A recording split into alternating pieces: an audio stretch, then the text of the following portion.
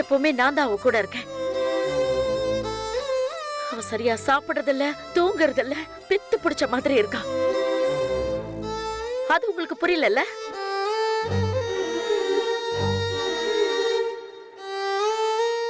Jenny செழிய மேல கோவமா இருக்கா, அவ்வளவுதான். அதுக்காக செழியனை பிரியணும்னு அவன் நினைக்கவே இல்ல. ஆனா எப்படி மரியம் இந்த மாதிரி ஒருத்தன் கூடவா? என்ன மன்னிச்சிருங்க அங்கிள், நான் பண்ணதெல்லாம் தப்புதான். ஏய், நீ பேசாத. ஒருத்தர் பண்ண பாவத்தை உணர்ந்துட்டாலே மன்னிப்பு கிடைக்கும்னு பைபிள்லயே எழுதிருக்கு. கடவுளை மன்னிக்கும் போது நாம மன்னிக்க கூடாதா? ஜெனிமா, நீ சொல்லு. டாடி என்ன செஞ்சாலும் உன் நல்லதுக்காக தானே செய்வேன். ஒரு தப்பானவன் உனக்கு துரோகம் பண்ணவன் கிட்ட இருந்து உன்னை காப்பாத்துறதுக்காக தானே டாடி இதையெல்லாம் செஞ்ச. அங்கிள், நான் ஏமாத்திருக்கேன் தான். ஆனா சத்தியமா இன்னொரு தடவை அந்த தப்பை நான் பண்ணவே மாட்டேன்.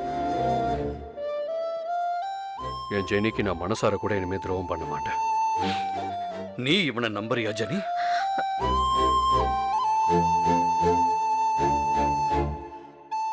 செழிய தப்ப உணர்ந்துட்டான் டாடி. செழியனுக்கு இன்னொரு சான்ஸ் கொடுத்து பாக்குறதுல தப்பு இல்லைன்னு தோணுது. ஜெனிமா, நல்லா யோசிச்சு ஒரு முடிவுக்கு வா. இது விளையாட்டு இல்லம்மா, உன்னோட வாழ்க்கை. நீ எடுத்திருக்கிறது ரொம்பவே தப்பான ஒரு முடிவுமா. எனக்கு இது சரியான முடிவுன்னு தோணுது டாடி. என்னால செழியன் இல்லாம இருக்க முடியாது டாடி.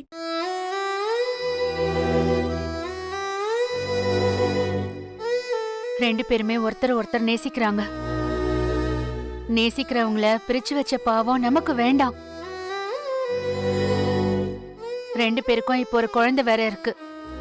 அந்த குழந்தையோட எதிர்காலத்தை நாம யோசிக்க வேண்டாமா?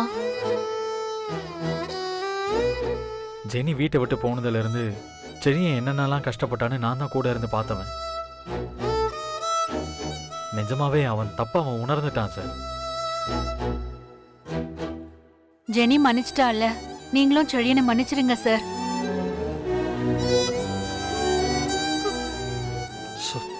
சாரி.